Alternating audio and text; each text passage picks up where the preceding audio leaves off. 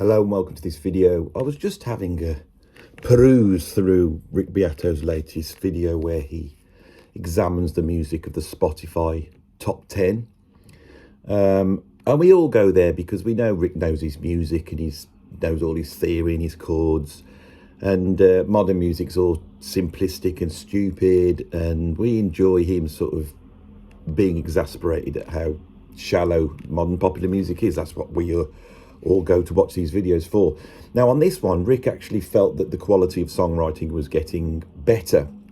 Now of course he thought it was better because the chord progressions were a little bit more interesting. There was more melody there was more arrangement, more verse, choruses, middles and that type of thing. And that is definitely his yardstick for quality that he is applying to these songs. He then heard a Drake song, which was basically a loop that did not change, and it didn't even have any drums in it. It was just basically a vocal loop with a bit of bass looping around, and then Drake rapped over the top. And I noticed that Rick was sort of, he just did not really know what to say about this. Now, on this video, what I want to do is explore his inability to talk about that track and have a look at what I think that is. Because my background and my reaction, being a little bit younger than Rick Beato, is to think he doesn't get rap. And I know a lot of guys who watch this channel that are a little bit older than me, they don't get rap. But because I grew up in the 1980s and heard rap at, say, a younger age, I just took it on board. And so I have no dislike of rap. And then later on, probably about 20 odd years ago, I got involved in the British hip-hop rap scene, actually the UK garage scene, and I produced and worked with literally hundreds of different rappers, and I got to know good rap and bad rap and what made a good and bad track, you know. And I could critique that Drake track. And Rick does say, you know, if you're into the lyrics, then that's what you're listening to, and that's a very astute point. But that seems to be outside his remit, which is fair enough. But what it got me thinking is, from a wider point of view, is the fact that there is a natural pushback when you see someone of my age or Rick's age bemoaning modern popular culture or modern popular music, to say it's always been like this. The old people always thought the new stuff was no good and they didn't get it. And, you know, what you're saying about this is exactly what your parents were saying about the music you liked. And of course, this is entirely true. And although I like to have my tongue in my cheek on this channel a lot of the time and sort of explore those sort of attitudes, on this video I'm not going to, because deep down I think that is the case. That is such a strong pushback.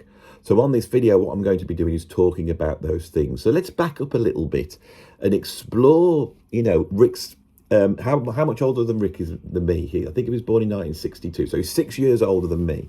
And how much that difference it makes in terms of what we appreciate and what we don't.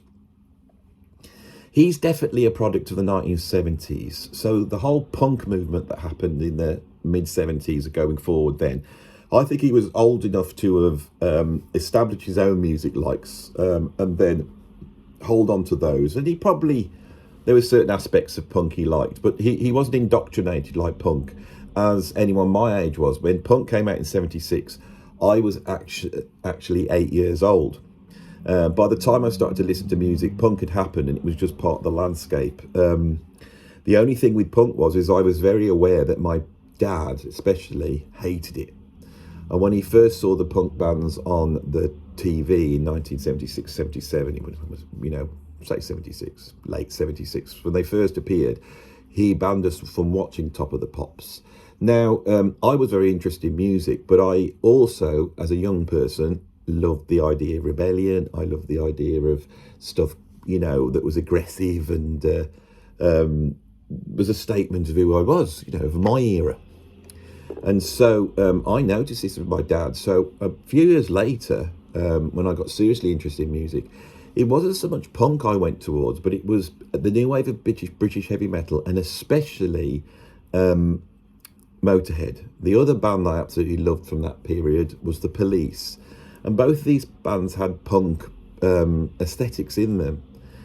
my dad liked the Police, but he really did not like Lemmy, and he did not like Motorhead. He saw them as being some sort of drug-taking hippie rocker types, you know, a bit like Marlon Brando in The Wild One, you know, riding around the country terrorising normal good people.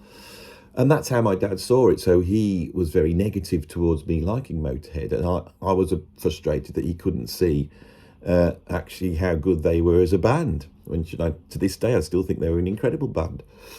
So that it really makes a difference. Okay, now if we want to sort of get some objectivity on this sort of exploration of this, one thing we could do is back up and think, well, when did the last time this really happened? And there was a cultural shift here in the West in the 1960s. If you look at people in the 1950s, they're very similar in their sort of cultural smell, if you know what I mean. If you think of someone, a young person in 1954 is very similar to a young person in 1944, which is very similar to a young person in 1934. There's not that much of a change. Towards the end of the 50s, there's suddenly this cultural change happens, and it happens with young people, and it happens with their acceptance of rock and roll, which is this music which the older people would be reacting against. Now, part of the reason they're reacting against it is because of the subject matter of rock and roll. It's all about fun and chatting up women and getting drunk and driving around in cars too fast. It's all about all that. And in case of sort of people like Little Richard, it seems to be a little bit fruitier than that, even for the parents. But the other thing is the racism that existed in the 1950s meant that people were also seeing their kids liking black musicians, and they found that threatening. Now, the fun novelty aspects of rock and roll in the 1950s, then as these teenagers grow up, turns into a real desire to search out truth in places where we would not search out truth. And so people start to go back to these old blues musicians. They start to think about, well, what women got to say, you know, what gay people got to say. And the 1960s can be seen as an opening up to alternative voices to build a new utopian future. Now, this was terrifying for the grown-ups, because suddenly their kids were no longer, you know, like if you watch The Graduate, that story, which is made in 1967, which is like the watershed year for all of this, really, is really a story of someone's expectations, their parental expectations. But when they get there, they turn away from that. And rather than becoming the good lawyer or doctor that they've been brought up to do with all the training and schooling that they'd had and all those virtues that have been put on them, they'd rather sit in a field with 500,000 people taking drugs, taking their clothes off and having free sex. And this must have been terrifying to the parents. It must have been like the world was ending when this was going on. Of course, the greedy capitalists that run the record labels, they didn't care. So they pumped in money to whatever they thought looked weird and wonderful. You know, those moguls that owned the record companies in the 1960s, they didn't understand what was going on with the hippies. So they just threw money at everything. And this had the ridiculous effect of actually putting people in a position of a spotlight, basically, cultural spotlight. They're actually doing stuff really, really interesting. And we see it like this. But if we back up and look at it from a musician's point of view, if you think of it from a sort of Rick Beato point of view, or me, I'm a musician. This is where we come from. I've put my 20,000 hours in. I've probably put my 40,000 hours in, and I've spent my whole life playing music and trying to do it the best I can. And so when you come across people having success when they haven't done that so much, you're a bit sniffy. And that's always been there in the music industry. As I've got older, I've realised it's because I'm looking in the wrong place for where the talent is. Now, if we look at that swap over from the 1950s to the 1960s, it's very interesting, because if you were a musician in the 1930s, 40s, 50s, you had to go through a certain process to become a musician. So music back then was created by a business, a bit like films were, the music business. They would find a singer. That singer would be a good singer. That's what they were signed for, because they could sing well. It didn't matter so much what they looked like, because they were going to be making recordings. Once they were signed up, you had a staff of songwriters, and they were writing songs, and they were specialists at that, and they would be able to read music, compose, arrange. They would be able to do all that. They even had lyricists that only worked on the lyrics. Once that was done, an arranger would come along, and they were like a classical arranger. They could arrange this song into something for whatever the band was. And the band was always something mimicking an orchestra. And this had really come out of the big bands of the 1930s. The big bands were sort of like the jazz orchestras at the time. And in that band were highly trained musicians that had to learn to read music, had to learn to interpret the charts, work under a musical director, and also be able to improvise and solo, which classical musicians didn't do. And so these bands that were put together were absolutely incredible. So if you had all those skills in the 1950s, you were making your living, if you were lucky, backing up Frank Sinatra or Dean Martin, something like that. And you were sat in that room and the system worked like that. That's how it worked. Very big system, a very expensive system, but it worked. And you were sat comfortably going, well, this isn't going to change, is it? It's not going to change. This is the way it's going on. And then suddenly, these rock and roll bands start coming out. Now, the original rock and roll bands, if you go back to, Bill Haley and the Comets, or, Chuck Berry's bands, they're like mini big bands. They've come out of the sort of rhythm and blues bands of the 1940s, like Louis Jordan. But they're pushing it, and there's a little bit of an edge there. So when you listen to the guitar solos of, say, Scotty Moore with Elvis Presley, that's coming out of country music and it's coming out of jazz, and it's actually quite sophisticated, but it's quite edgy as well. Scotty Moore's guitar playing is speaking to musicians of that time, and they now can buy these Elvis Presley records and copy what Scotty Moore did. And they don't need to know the chords and all this stuff. They don't need to be able to read music. All they've got to do is by ear try and copy some of these licks, because it's the licks that are cool. So this generation that are coming in, listen to all this stuff, combined with this sort of wanting to do new things and explore new areas in the 1960s, produces what we could call the beat combo. And the ultimate beat combo is the Beatles. The Beatles emerged 1962 with their first single, and it goes mad. The whole world suddenly wants the Beatles. You know, they bring a record out, it's going to number one, the next single goes to number one, the charts are filled up. It's an absolute phenomenon. Now, if you're one of these musicians that have been working in your big bands and you have that set of values, you look at the Beatles and you think, well, God, it's like they can't play like us. I don't think they can read music. The chord changes are relatively simple, and you know, they're not improvisers as such, and you know, they don't sing like Frank Sinatra. So to these musicians, the Beatles must have seemed like completely uneducated, unmusical oiks. And the reason is because these musicians were looking in the wrong place, but also the real big thing that they didn't want to admit was the Beatles' genius was to usurp the tyranny of the big bands, of these big ensembles, because the Beatles did it all. They wrote their songs, right? They arranged their songs, although they did have George Martin, who was definitely a product of the older, that's the step into the older way of doing things. So George Martin is his arranger, which now is known as a producer. But they write the songs, they perform the songs, they sing, they play all the instruments, they come up with the creative impetus. The Beatles are the self-contained unit. And so suddenly all the record companies need to do is find one of these beat groups, put them in a recording studio with a decent producer, and they can produce stuff that sells more for less money. They're not having to pay copyists and arrangers. They're not having to have huge recording studios that can fit a big band in and people good enough to be able to mic that whole thing up and record it down live. The whole thing suddenly changes. And these musicians, some of them who were wise enough, went, we've got to get in on this. And so they go down to the recording studios to offer their services. In America, this gets known as the Wrecking Crew. The Wrecking Crew were a bunch of jazz musicians that had worked in bands like Frank Sinatra and Dean Martin and all these people.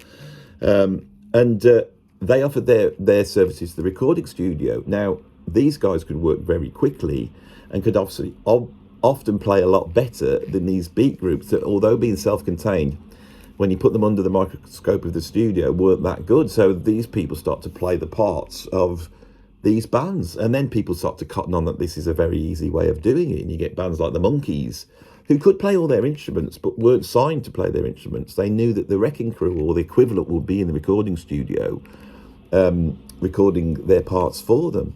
Now, what's interesting is the Wrecking Crew called themselves the Wrecking Crew because they believed by selling their souls to the devil in the way they were and playing on all these cheesy pop songs that they were actually wrecking music. That is why they're called the Wrecking Crew. Now, what's interesting is that the people like me and Rick Beato, we've grown up in a music industry where the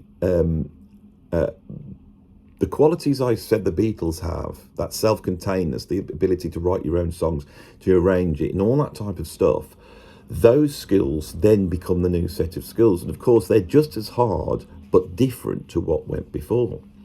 Now, this phenomenon of sort of people my age who have some sort of knowledge and wisdom about the music industry coming in and passing on our knowledge, which does seem to get the views. People seem to listen to you if you've got some sort of insight into the music industry more than just a fan, which is definitely the case. Fans will never, ever really quite understand how the industry works. So there's a lot of people online now saying, well, this is how it really works. And people are interested. Go, well, that's really the case. I've had this for years. You know, I go down the pub and someone say, what you do? I say, I'm a drummer. And then they start talking about stuff and you tell them how it works and they are absolutely fascinated, you know, because they had no idea this is how the music industry was run. But also, we're old. And so we're a bit grumpy. Now, I've actually come up with a name for people like me and Rick Beato. There's various people out there, right? Because we're wise and wizardy, but grumpy, the obvious name for us is Grumbledores. I will now refer to these types, and I put myself in that bracket as Grumbledores. So Grumbledores come out and they impart all this knowledge, but they're imparting knowledge about a music industry that has now gone, right?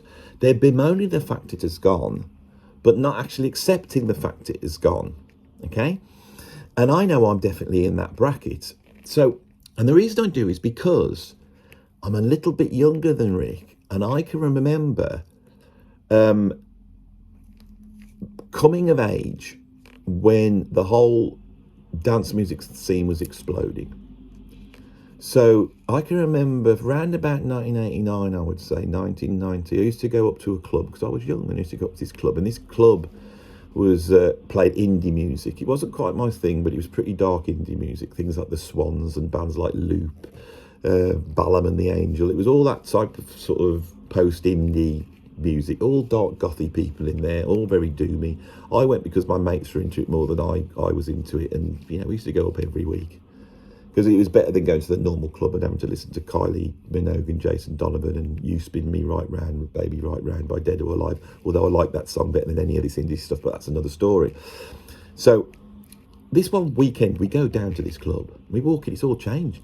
Everyone's dressed in white, everyone's wearing white tracksuits, there's a DJ up front and he's just playing this music that's not indie. It's just like a bass drum banging over and over again. All the lights are flashing and it's all changed. I was going, what's going on here? Now, what this was the transplantation of the house music scene from America to the UK. When it arrived in the UK, it sort of marries up with this sort of hippie ideal, that Woodstock ideal that I talked about at the beginning of the video. It hooks up with that and all the sort of proto-hippies that have been listening to Hawkwind and Gong. They all seem to like jump onto this house music, and I think it was because here in the UK you weren't allowed to put these events on. They were illegal because it was so countercultural. So people would have these events in fields. So they brought out all the hippie elements. They were called New Age travellers. And I got swept up in all this. Now, I hated it because by this point, I was a jazz fusion fan. But many of my friends put down the guitars and they started DJing. And so my friends were around me doing this. So they would, I could program a drum machine because I was a drummer. So I got roped into program drum machines, for example. You know, can you program this beat? Yeah, you know. I then discovered jungle, as it was called, then turns into drum and bass. So I was a big fan of that. And that drew me into this. Years later, I got pulled on to a talk where I was talking about the future of music. This was a long time ago, and I was with a DJ. And I turned around and said, you DJs, you've thrown the baby out with the bathwater, you know, there's all these incredible players out there, and we could be playing on these records, you know, blah, blah, blah, blah. You could, you know, you've got a DJ on stage, and they're trying to put on a performance, but, you know, why don't you put some musicians up with the DJs, get them to jam over. Now the fact is, this did sort of happen, and sort of a percussionist playing alongside a DJ is quite an established thing now. But the point is, this DJ turns around to me and goes, "You don't get it, do you? We don't need you." Exactly the same things that the Beatles could have turned around and told all those big band musicians. You don't understand it. We don't need you. With the new culture always comes a democratization of the form, which allows people with a different voice in. And that is what has happened with contemporary music. Now, I joke about it and I say all this sort of stuff, and I'm a Grumbledore, you know, and there's many people out there that are quite happy to sit and listen to a Grumbledore, but I'm telling you it straight now, is that what's going on in the modern music industry is it's another voice that I don't understand, because I am not of that era anymore. I'm old. And the mechanism by which that message is put across, I actually don't understand as well, because that message is completely different and requires a different mode of communication, which is in effect a new way of making music for people who couldn't access it the normal way. Okay, once you every time you democratize music, the music changes.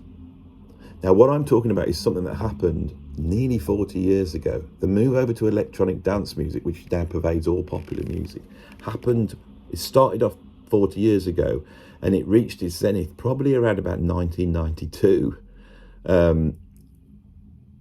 which also coincides with the sort of the last great gasp of rock music, which is the grunge bands, Nirvana, which were very nihilist, as though, yeah, this is the end, beautiful friend, the end, you know.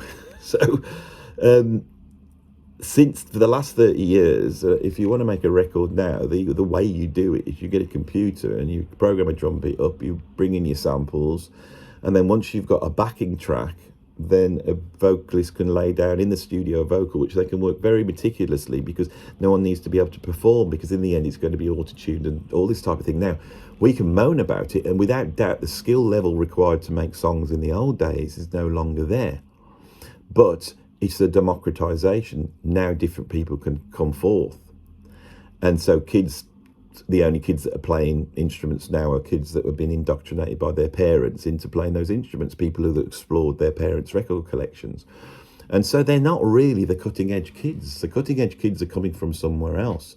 They're also predominantly middle class. And that's what's keeping the music industry going, is the upper middle classes are able to pay for this still to go on and celebrate it.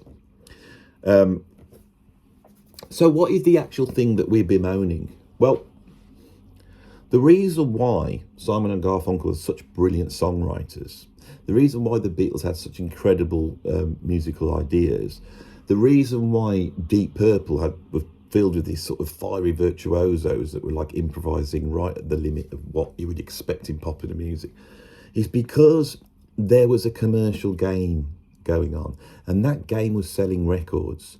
And at the time there was a set of cultural values which I think were rooted in the record.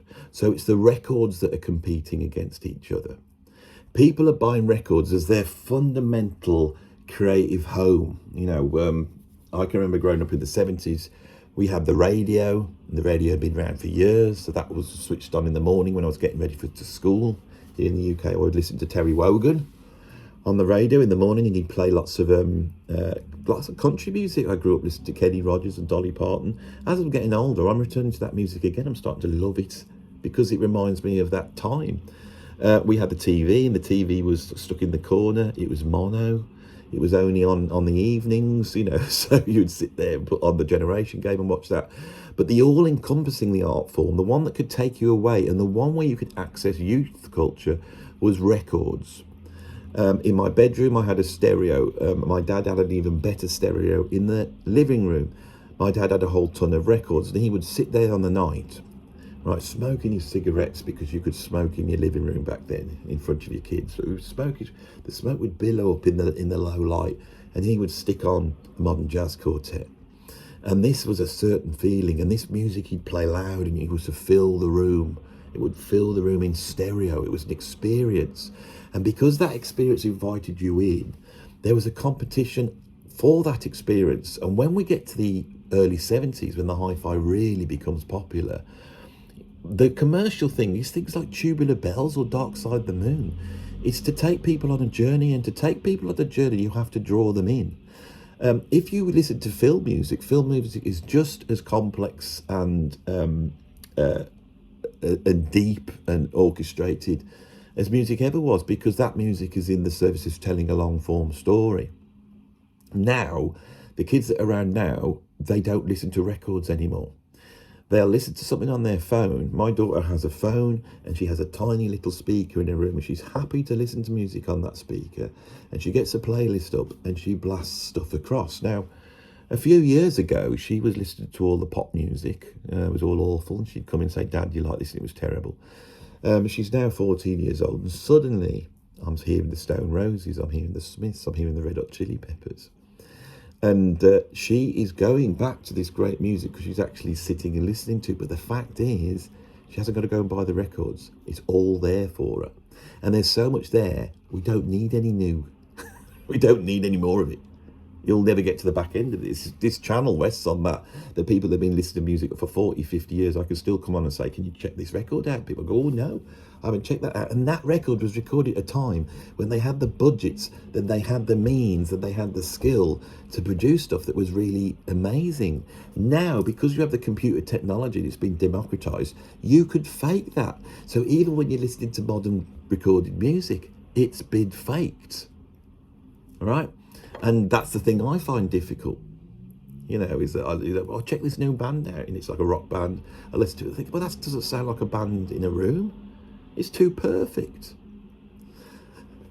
What are these kids getting from this music? What are they getting? I think what we've got at the moment is the thing that popular music first did when it first got democratized. If you go back to those Little Richards, is that it's provided like a backdrop. Is that one of my students is walking past? It provided a backdrop for a certain teenage way of life. Not even a way of life. It's the soundtrack to the teenager's world, and that was getting out the house. In America, if you got a car represented freedom. They could now drive down to a coffee shop or something, hang out, chat to girls. And you had your radio. And so these records actually in the beginning were transmitted in a very similar way, but it was outside. Now, kids nowadays, they're inside a lot more.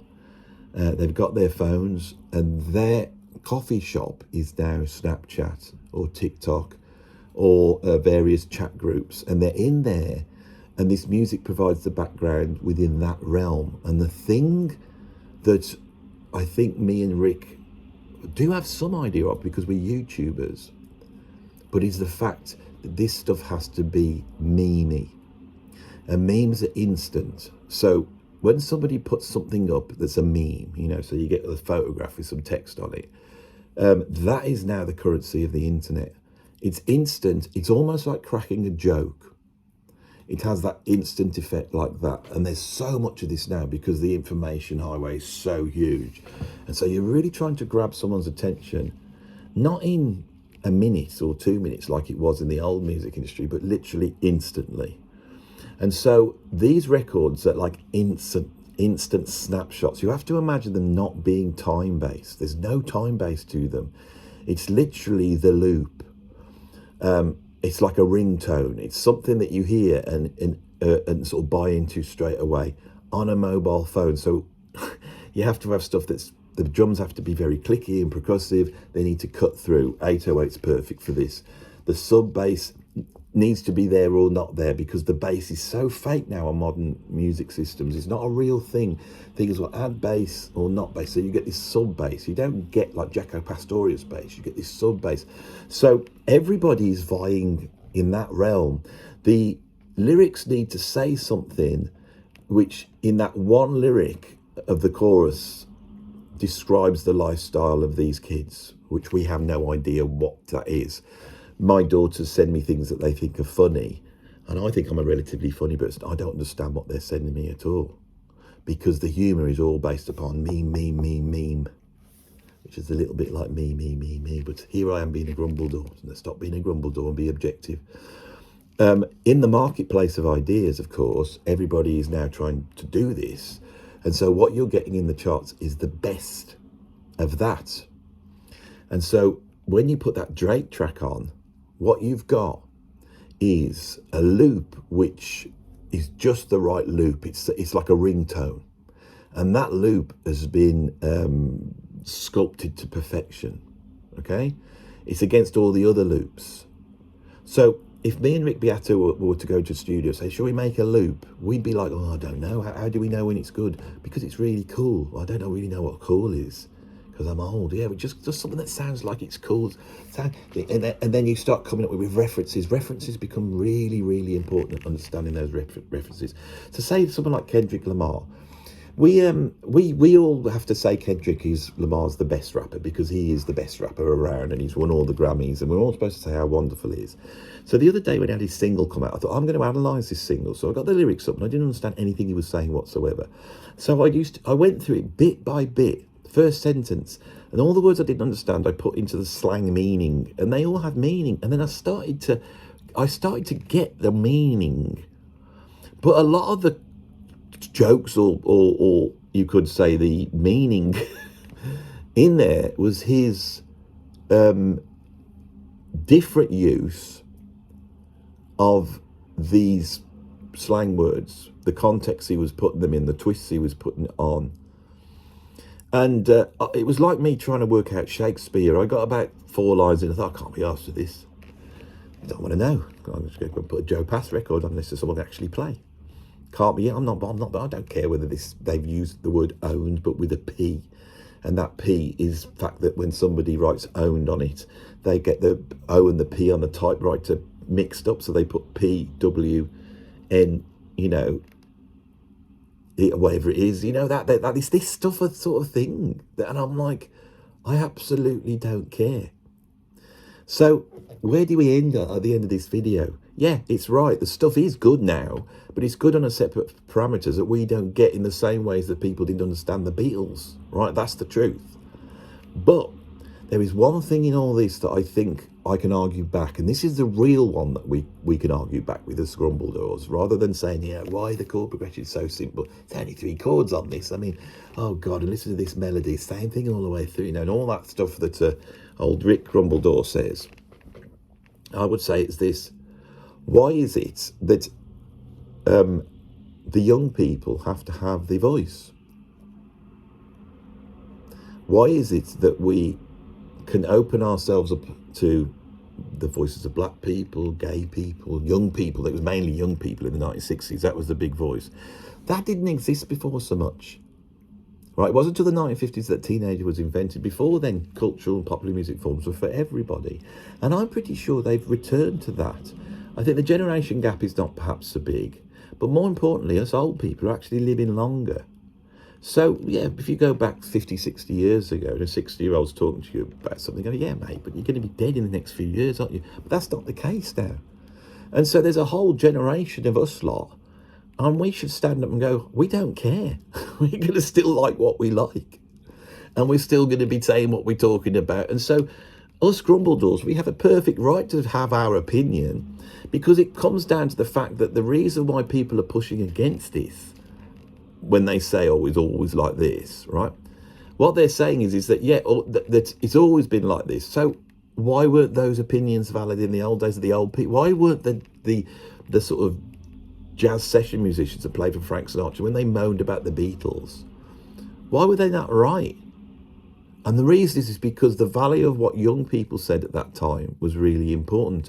Now, if we take the Grumbledore metaphor and we look at Harry Potter really is a brilliant example of the hero story. Now, I'm going to talk about this in a lot more depth on a video, which may well come out before this one. It's really going to explore certain things deeper that I think creative people suffer with, and it's going to be a proper video where I'm trying to help the creative people to get their brains straight a little bit about the curse that they're afflicted with. But the hero story tells us something about this, which is quite interesting. If you look at old Dumbledore, He's the wise one, but he doesn't have to have the answers. He has to go to Harry Potter, who is innocent but brave. And innocence and brave is a more valued than wisdom in a way. But the wise have to guide the innocent and brave, because what the world needs in the future is that new idea that the wise grumbledores cannot come up with. We can't come up with it. Exactly the same thing happens in Star Wars. Exactly the same things happens in Lord of the Rings, and any sort of archetypal story where there's a hero. It's always there's a father figure, and it's the father and son, or maybe the mother and daughter. But the mother and daughter is a different thing. It's the father and son. Come on, let's just get back to what it actually is. It's the father and son.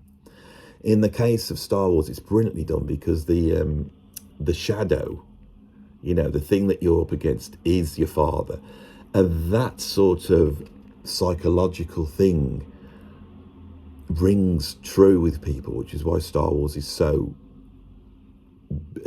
all-encompassing. When Darth Vader turned around to Luke and said, "I am your father," that scene strikes something so deep, and I feel it's going on here on YouTube with us grumbledores. I think there's a lot of old people coming in. There's like the Wise Wizard Council, and we're all talking to each other. But there's young people coming to it as well. And so I've just argued myself out of it. It doesn't matter how you look at it. We are not open to the ideas of the young, but we must be aware of that and support them in their quest. So us grumbledores need to, in reality, be a receptacle of wisdom. And of course, wisdom is it's the appreciation of beauty combined with the respect of truth. I was told that by somebody many years ago, and I have built a whole sort of worldview based upon that. Maybe that's a mistake, I don't know. So as I get to the conclusion of this, we're in the wrong. Me and Rick Beato and us people moaning about modern music are in the wrong. But it is our place to do this. It is what we should do in the grand order of things, which is why people like it, because people watch it, and they're not wrong for watching it, because I think deep down we were all aware of what I've just described. It didn't need me to spend 40 minutes explaining to you. Your appreciation of it is a little bit not quite morally in the right place, that we are just grumpy old men, that doesn't get what's going on around us, lamenting the fact that the world's changed. It's the fist shaking at the clown. But culturally, that is the role you need to play when you get to that point. If you're not shaking your fist at the clown, you're not doing your job. But we need to be unified. This is always the thing that comes out of every single video I do. When I get to the bottom, we need to be unified. And the division, I think, that happened in the last cultural epoch, the rock and roll epoch, the generation gap, as they say, that needs to close now, and we need to work together. And young people need to be shown a future, because they do not believe in the utopian future that those hippies did, and we need to provide it for them. But we're not, because we are coming out of this nihilist utopian future and lamenting the fact that things are terrible. But they're not terrible, they're great. Everything's great. It's all love and it's all great. I'm staring at the trees. I'm watching my friends walk past and waving to them. They're waving back at me because they like me and I like them. I can see people. There's a big place where they grow flowers, and this is a charity that works with people with learning difficulties.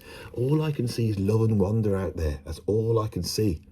Stop listening to the mainstream media. Stop being worried by it. Open your arms to the world. Give it a big kiss. Give it a big hug. And when you walk out the door and you see someone walk towards you, say, "Hello there," and give them a big smile. That's all we need to do. That's the fundamental truth of this video. So if you appreciated that fundamental truth, put a like on it, put a subscribe on it. And this was a feel-good one. This is one of these proper videos, It's not me just being grumpy, And, I have to take a lot of crap, for being a grumpy old man and giving people what they want. But I've shown my true colours here. This is really who I am. I'm only saying that because it's a nicer version of me. The dark shadow that sits there ranting is me as well. We have to unify all these things. That's what life's all around. 40 minutes, that's the optimum length. We're finishing there. Check out all the links below. Become a patron. Give us a support. Put some money in the old PayPal tip jar. All that bit. I'll see you on the next video.